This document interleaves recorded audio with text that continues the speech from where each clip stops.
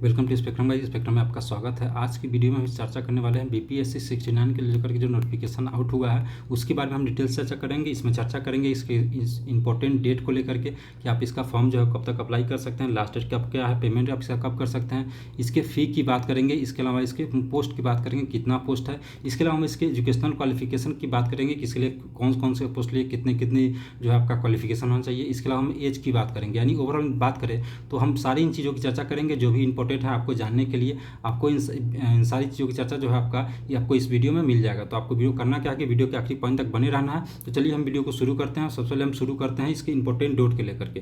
तो अगर हम बात करें इसकी इंपॉर्टेंट डेट को लेकर के तो सबसे पहले आपका सवाल होगा कि आप ये जो फॉर्म जो है आप कब तक डाल सकते हैं, यानी फॉर्म जो है आपका शुरुआत कब होगा, यानी कि आप इस फॉर्म को कब से डालना आप शुरू कर सकते हैं। तो इसके लिए जो एप्लीकेशन डेट जो है स्टार्टिंग रखा गया है ये आपका 15/7 रखा गया है, यानी कि इसी मंथ के 15 तारीख से आप जो है इसका फॉर्म जो है अप्लाई कर सकते हैं। अगर हम बात करें लास्ट डेट को लेकर के, यानी कि ये फॉर्म जो है आपका बीपीएससी 69 का फॉर्म आप कब तक अप्लाई कर सकते हैं, तो ये जो है आपका 5/8 तक अप्लाई कर सकते हैं। कब तक अप्लाई कर सकते हैं?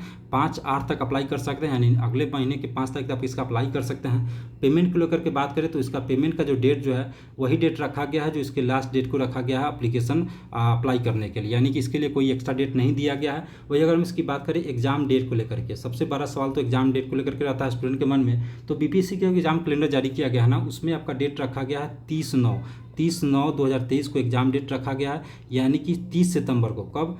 30 सितंबर को जो है आपका इसका एग्जाम होगा, यही डेट रखा गया। आप मान के चलिए कि इसी डेट को एग्जाम हो जाएगा, या मे भी हो सकता है कि इसका एग्जाम डेट जो है बढ़े।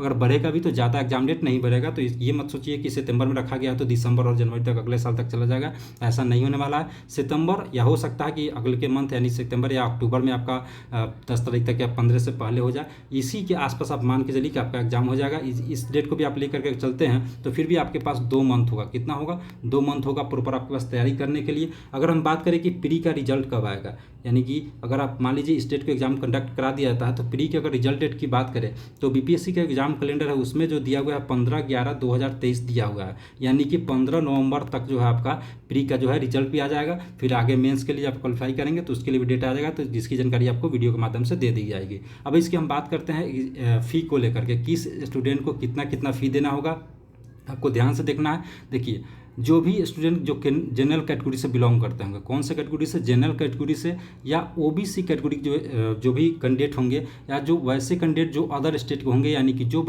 स्टूडेंट जो है बिहार के न होकर के यूपी, महाराष्ट्र या जो भी अदर स्टेट से आए होंगे, इन सारे बच्चों को जो है आपको 600 रुपये पेड करना होगा इसके लिए, ठीक है। इसके अलावा अगर बात करें एससी कैटेगरी के या एसटी कैटेगरी के, या जो भी फिजिकल हैंडीकैप्ड होंगे उन्हें पेड करना होगा 150 रुपये पेड करना होगा। यानी ध्यान रखिएगा, जो भी जनरल, ओबीसी और अदर स्टेट को जो बच्चे होंगे उन्हें 600 रुपये पेड करना होगा, जबकि एससी, एसटी और जो फिजिकल हैंडीकैप्ड होंगे, जो दिव्यांग कैटेगरी के में आते होंगे, उन्हें 150 रुपये पेड करना होगा। वही अगर हम बात करें फीमेल कैंडिडेट को लेकर के, या आपके मन में बहुत सारा सवाल होगा कि फीमेल कैंडिडेट का जो है आपका पेमेंट कितना होगा, तो वो फीमेल कैंडिडेट जो बिहार डोमिसाइल होंगे, इस बात को ध्यान रखिएगा, जो बिहार डोमिसाइल होंगी, कौन सी डोमिसाइल होंगी? बिहार डोमिसाइल होंगी, उन्हें 150 रुपये पेड करना होगा। यानी कि वो फीमेल कैंडिडेट जो बिहार की मूल निवासी होंगी उन्हें जो है आपका 150 रुपये पेड करना होगा। तो ओवरऑल हम क्या करते हैं, एक बार और सारे कैंडिडेट का देख लेते हैं किसको कितना पेड करना होगा। तो जो भी जनरल, ओबीसी और अदर स्टेट के बच्चे होंगे जो यूपी, एमपी या बिहार छोड़ के किसी अदर स्टेट से आएंगे, उन्हें 600 रुपये पेड करना होगा। इसके एप्लीकेशन ये जो आपका बीपीएससी का जो फ़ी है उसको। इसके अलावा आपका एससी, एसटी और जो फिजिकल हैंडीकैप्ड होंगे उनको 150 पेड करना होगा। और वो फीमेल कैटेगरी जो बिहार डोमिसाइल होंगी, ध्यान रखिएगा, जो बिहार की मूल निवासी होंगी, जो महिला कैंडिडेट, और वो चाहे वो जनरल की हो या ओबीसी की हो या एससी की हो या एसटी की हो, उन्हें 150 रुपये पेड करना होगा। ये सारे पेमेंट जो है आप उसको एग्ज़ाम जब का जो पेमेंट है वो आपका ऑनलाइन के माध्यम से पेड कर सकते हैं, या आप इसके लिए आप डेबिट कार्ड या क्रेडिट कार्ड या नेट बैंकिंग कोई भी यूज कर सकते हैं।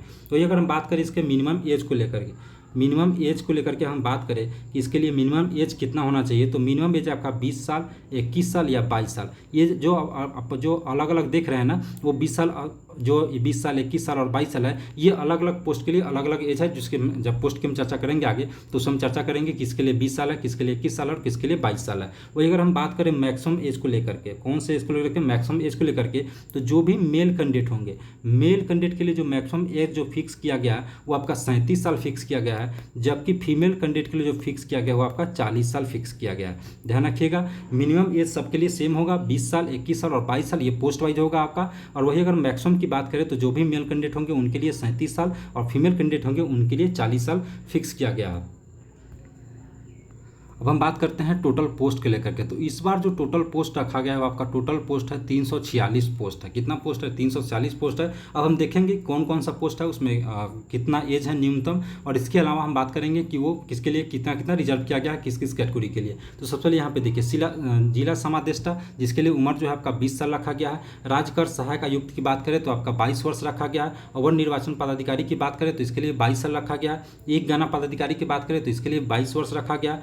बिहार शिक्षा सेवा की बात करें तो इसके लिए 22 साल रखा गया है। अधीक्षक मद्य निषेध की बात करें तो इसके लिए आपका 21 साल रखा गया है। जिला नियोजन पदाधिकारी की बात करें तो इसके लिए आपका 22 साल रखा गया है। प्रखंड पंचायत पदाधिकारी की बात करें तो इसके लिए आपका 21 साल रखा गया है। जबकि राजस्व अधिकारी एवं समकक्ष की बात करें तो इसके लिए 21 साल रखा गया है। और प्रखंड अनुसूचित जाति और अनुसूचित जनजाति कल्याण पदाधिकारी जो है उसके लिए 21 साल रखा गया है। अब यहाँ पे आपने एज देख लिया कि मिनिमम एज इसके क्या चाहिए। अगर हम सीटों की बात करें, जिला समादेष्टा में देखिए यहाँ पे अनारक्षित है, यानी कि ये जो आपका अनरिजर्व है, अनुसूचित जाति, अनुसूचित जनजाति, अत्यंत पिछड़ा वर्ग, आर्थिक रूप से कमजोर जो होंगे कैंडिडेट उनके लिए, पिछड़े वर्ग को महिला के लिए, और यहाँ पे स्वतंत्रता सेनानी जो भी पोता पोती नाती नातिन होंगे, और ये अब जो दिव्यांग होंगे, यानी ये जो है आपका पीएच की बात कर रहा है। तो यहाँ पे आप देख सकते हैं इस कॉलम जब ध्यान से देखिएगा तो यहाँ पे देखिए आपका जिला समादेष्टा के लिए और किसी के लिए ये सीट जो है रिजर्व नहीं है। ये सीट जो है एक सीट इसमें रखा गया है जो कि अनरिजर्व है हर एक कैटेगरी के लिए। राजकर सहायक की बात करें तो इसमें आप देखिए तो यहाँ पिछड़ा वर्ग के लिए 3 जो है सीट रिजर्व किया गया। और ये जो आप नीचे का कॉलम देख रहे हैं ना, ये वाला, ये सारी चीज़ें फीमेल के लिए, जिसके हम आगे हम बात करेंगे। और निर्वाचन पदाधिकारी की बात करें तो यहाँ पे आप देख सकते हैं यहाँ पे अनरिजर्व 1 सीट है, जबकि अत्यंत पिछड़ा वर्ग के लिए 2 सीट रखा गया है, जबकि पिछड़ा वर्ग के लिए 1 सीट रखा गया। यानी कि ओवरऑल आप देखेंगे तो अनरिजर्व सीट के लिए ये जो अभी हमने 10 सीट की पोस्ट की बात की है, आगे भी 2-3 पोस्ट और है जिसकी हम चर्चा करेंगे। इसमें जो आपका 108 रखा गया है, जिसमें फीमेल के लिए जो आपका यानी महिला कैंडिडेट के लिए 32 रिजर्व किया गया। वही अगर अनुसूचित जाति की हम बात करें तो टोटल पोस्ट जो है इसका 35 है, इसमें से 12 जो उनके महिला के लिए रिजर्व किया गया है। अनुसूचित जनजाति की बात करें तो 3 सीट है, जिसमें से 2 जो है जो भी अनुसूचित जनजाति के महिला होंगे उनके लिए रिजर्व किया गया है। अत्यंत पिछड़ा वर्ग की बात करें तो आपका 37 रखा गया है, जिसमें से 13 महिला के लिए रिजर्व है।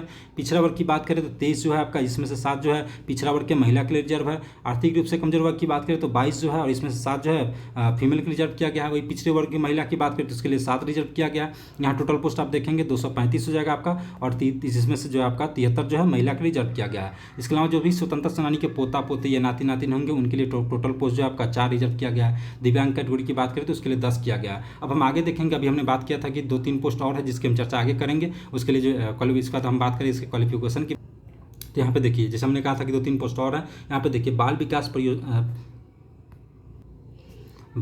परियोजना पदाधिकारी समाज कल्याण विभाग के अंतर्गत जो आता है उसके लिए हम बात करें तो यहाँ पे देखिए आपका इसके लिए जो एज रखा गया है वो आपका 21 वर्ष रखा हुआ है। कितना रखा हुआ है? 21 वर्ष रखा हुआ है। और इसके लिए हम बात करें अनरिजर्व सीट के लिए करके तो इसमें जो टोटल है आपका 8 है, जिसमें से 1 महिला के लिए रिजर्व किया गया है।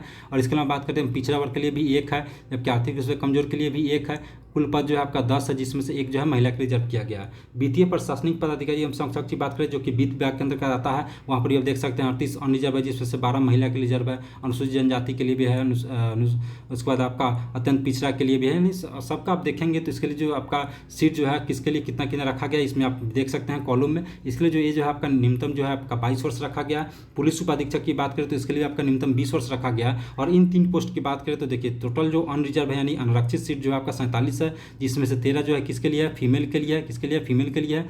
5 अगर यहाँ पे जो देखिए जो अनुसूचित जाति है उसके लिए 16 है, जिसमें से 5 अनुसूचित जाति के महिला के लिए रिजर्व किया गया है। अनुसूचित जनजाति की बात करें तो 1 है, इसमें से महिला के लिए 1 भी रिजर्व नहीं है। अत्यंत पिछड़ा वर्ग की बात करें तो आपका टोटल पोस्ट उसके लिए जो है 23 है आपका। उनके लिए उनके जो अत्यंत पिछड़ा वर्ग महिला जाति होंगी उनके लिए 6 रिजर्व किया गया। पिछड़ा वर्ग की बात करें तो टोटल पोस्ट 11 है, जिसमें से 3 महिला के लिए रिजर्व है। और EWS के लिए बात करें तो आपका कुल जो पोस्ट है 10 है, जिसमें से 2 रिजर्व है महिला के लिए। वही अगर पिछड़े वर्ग की महिला की बात करें तो इसमें से आपका 3 सीट रिजर्व किया गया है। वही आप स्वतंत्रता सेनानी के पोता पोतापोती जो होंगे उनके लिए 2 है, नाती नातिन, और दिव्यांग कैटेगरी जो आता है उनके लिए 4 रिजर्व किया गया है। तो ओवरऑल हम बात करेंगे अभी जो भी मैंने अभी चर्चा किया विभाग और पद और उसके समय को लेकर के, आई होप कि इसमें आपको कोई दिक्कत नहीं होगा। अब एक हम बात करते हैं कि ओवरऑल किस पोस्ट के लिए कितना होगा, यानी कि हम बात करते हैं कि ओवरऑल जिस पोस्ट के लिए जितना इतना सीट रखा गया उसके हम एक चार्ट प्रिपेयर कर लेते हैं। तो अगर हम बात करें जनरल कैटेगरी को लेकर, किसके कैटेगरी के लेकर के, अगर हम बात करें जनरल कैटेगरी को लेकर के, तो इस बार जो बीपीएससी में जो जनरल कैटेगरी की जो टोटल सीट रखा गया है वो आपका 155 रखा गया है।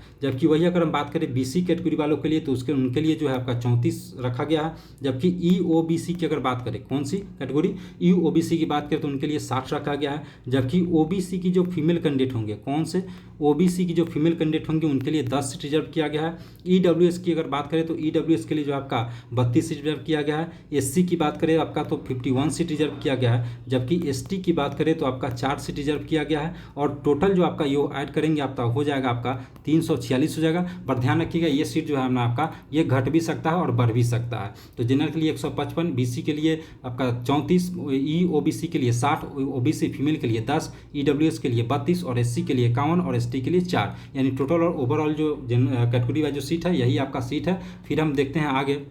यहाँ पे देखिए प्रारंभिक परीक्षा के पूर्व अध्याची विभागों से प्राप्त होने वाली विद्यार्थियों को शामिल किया जा सकता है तथा संशोधन होने वाले पदों की संख्या घटाई बढ़ा सकती है। जैसे मैंने अभी ने कहा ना कि टोटल पोस्ट जो आपका 346 है, लेकिन जब प्री का एग्जाम होने से पहले आपका डिपार्टमेंट जैसे ही इन्फॉर्मेशन आ जाएगा तो हो सकता है ये सीट बढ़ भी जाए या घट भी जाए। ध्यान रखिए कि सीट बढ़ भी सकता है या घट भी सकता है। इसके अलावा अगर हम जैसे अगर बात करें कि जो भी दिव्यांगता प्रकृति में आते होंगे उनके लिए कुछ कोड दिया गया है, जैसे कि दृष्टि दिव्यांग जो होंगे उनके लिए ये कोड रखा गया है। मूक बधिर दिव्यांग की बात करें तो उनके लिए ये कोड रखा गया है। चलन दिव्यांग की बात करें तो उनके लिए ये कोड रखा गया है। जबकि मनोविकार दिव्यांग या बहुत दिव्यांग की बात करें तो उनके लिए ये कोड रखा गया है। जब भी आप फॉर्म डालेंगे तो आप जो भी दिव्यांग कैटेगरी की जिस कैटेगरी में आते होंगे वो आपका कोड इस्तेमाल करिएगा ताकि आपका रिजर्वेशन का जो है लाभ आपको मिल सके। तो आई होप कि अभी तक आपको सारी चीज़ समझ में आया होगा, और कोई भी चीज़ नहीं समझ में आया होगा तो कमेंट बॉक्स में जाइए और कमेंट करके बताइएगा। फिर मिलते हैं नेक्स्ट वीडियो में नेक्स्ट टॉपिक के साथ। वीडियो को पूरी तरह से फैला दीजिएगा। Thank you for watching. मिलते हैं नेक्स्ट वीडियो में नेक्स्ट टॉपिक के साथ।